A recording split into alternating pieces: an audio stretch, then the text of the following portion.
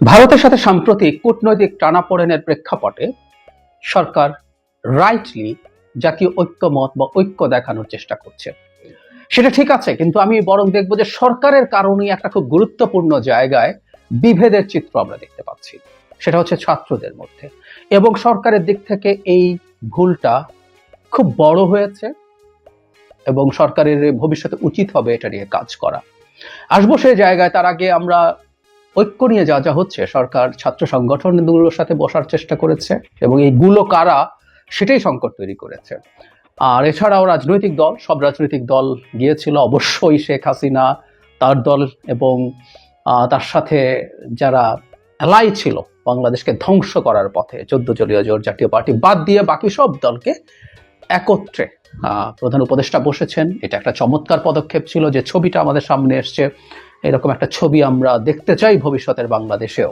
যখনই আমাদের সংকট হবে, বিশেষ করে বহির কোনো শত্রু, ভারতকে আমরা শত্রু না বলি, কিন্তু অন্তত এই মুহূর্তে তারা শত্রুর মতো আচরণ করছে, বহিঃশত্রুর কোনো আক্রমণের মুখে আমরা যেন এইভাবে এক হয়ে যেতে পারি। তার পরের দিন ধর্মগুরুদের সাথে বসেছেন, বিভিন্ন ধর্মের মানুষদের সাথে, সেটাও একটা সম্প্রীতির চমৎকার চিহ্ন ছিল।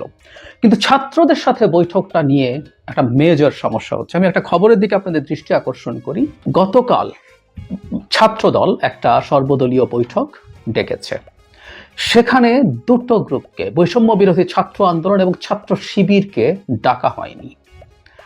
এটা নিয়ে অনেক আলোচনা চলছে, কিন্তু বৈষম্য বিরোধী ছাত্র আন্দোলনকে কেন না, সেটার একটা প্রশ্ন আছে। যাই হোক, এই বৈঠকের পরে নানা ইস্যুতে তারা কথা বলেছেন। এখানে ছাত্রদল, ছাত্র ফেডারেশন, 8 বাম সংগঠনের মোর্চা, গণতান্ত্রিক ছাত্র জোট সহ 28টা ছাত্র সংগঠন, এর মধ্যে অনেক ইসলামী দলের সংগঠন ছিল।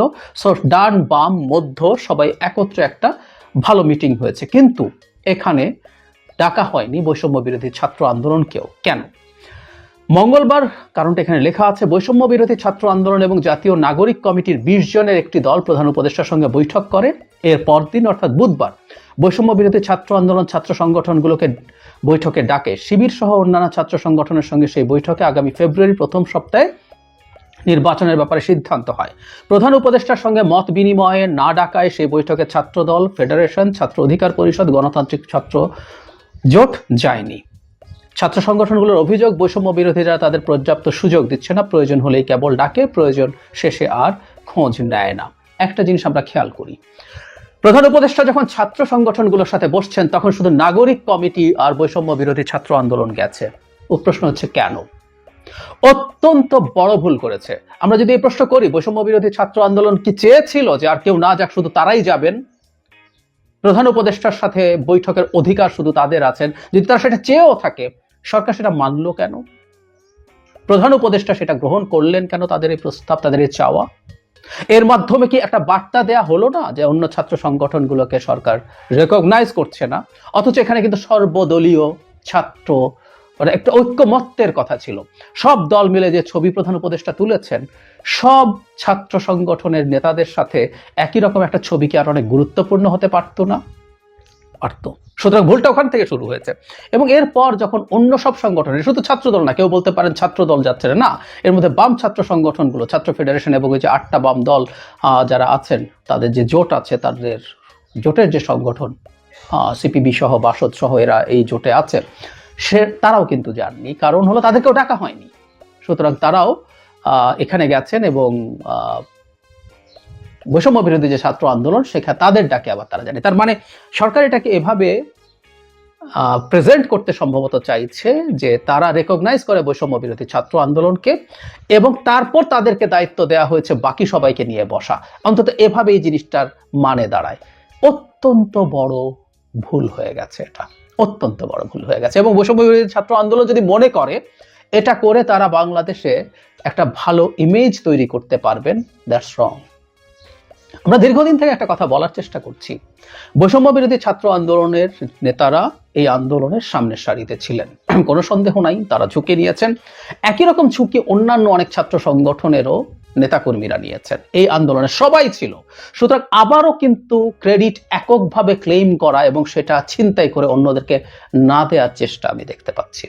এটা অত্যন্ত অত্যন্ত বড় ভুল, অন্যায়ও বলতে পারি আমি, এটা অন্যায়ও হচ্ছে। কারণ ছাত্রদের মধ্যে এই বিভেদ এদেশের জনগণ বা যে মানুষরা অন্তত পলিটিক্যালি কনসাস, জনগণ কথাটা বলাও ঠিক না, বহু জনগণের এগুলো নিয়ে মাথা ব্যথাই নাই, ও এখন টিসিবির ট্রাকের পেছনের লাইনে দাঁড়িয়ে সময় কাটছে ঘন্টার পর ঘন্টা। কিন্তু আমরা যারা অন্তত পলিটিক্স নিয়ে কনসাস আছি, দেশের ভবিষ্যৎ কি হবে সেসব নিয়ে কিছুটা ভাবছি, তাদের জন্য এটা খুব গুরুত্বপূর্ণ একটা প্রশ্ন হিসেবে হাজির হয়েছে।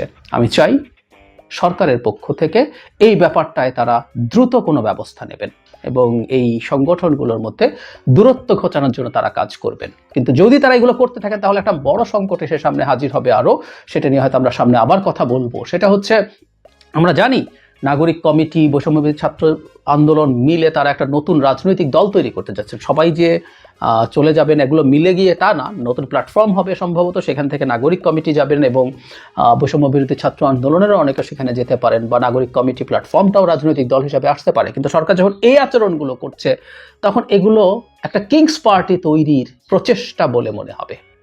আমি আবারও বলছি, প্রধান উপদেষ্টা কি কারণে শুধুমাত্র তাদের সাথে বসেছেন, এই প্রশ্ন আসলে করতে হবে।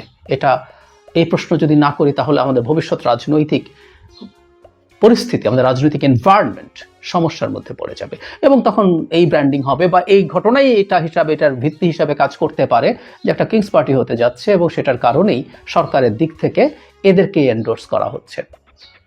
আমি আশা করি তারা যারা রাজনৈতিক দল করতে চান, আমি খুব চাই তারা একটা রাজনৈতিক দল করুক, তারা সফল হোক, কিন্তু এই ধরনের আচরণগুলো যখন সরকারকে তাদের সাথে ব্র্যান্ডেড করে দেবে, দিনের শেষে ভালো কিছু হবে না। তাদের রাজনৈতিক যে পরিকল্পনা আছে, উদ্দেশ্য আছে, সেটা ভালো কিছু হয় না। তাদের এই ব্যাপারে সতর্ক থাকা উচিত এবং আমি বিশেষ করে বৈষম্য বিরোধী ছাত্র আন্দোলনকে বলছি, ইভেন সরকারও যদি কথার কথা যদি চাইতো যে শুধু তাদের সাথে বসবে, তাদেরই তো বলা উচিত ছিল আমরা সবাইকে নিয়ে একসাথে বসতে চাই। সবারই প্রধান উপদেষ্টার সাথে বসা এবং এই সলিডারিটি দেখানোর ইচ্ছে থাকবে, আগ্রহ থাকবে, কিন্তু সেটা হয়নি। আমি আশা করি বৈষম্য বিরোধী ছাত্র আন্দোলনের পক্ষ থেকে এবং বিশেষ করে সরকারের পক্ষ থেকে এই ভুলটা কাটিয়ে ওঠার জন্য সর্বোচ্চ চেষ্টা করা হবে।